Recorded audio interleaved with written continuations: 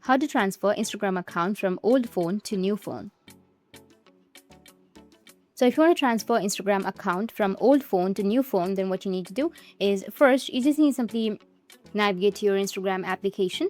Once the Instagram app opens, tap on the profile icon, which will be on the bottom. Now from the top right corner, you will have the three horizontal lines. You need to tap on it. And from there, you need to go with settings and privacy. After selecting your settings and privacy, you need to scroll all the way down and then you need to log out of your account. Make sure you remember your login information like your email address, username, and your password. If not, you can just simply go and take a screenshot of it. If you have more than one account, you can log out all. But if you want to log out this account only, then tap on log out and then tap on log out again. So once you've logged out, let's move on to the new phone.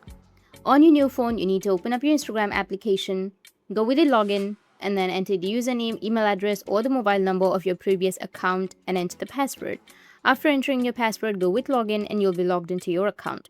If you don't remember your password, you can go with forgot password and reset your password. If you found this video helpful, hit the subscribe button and thanks for watching.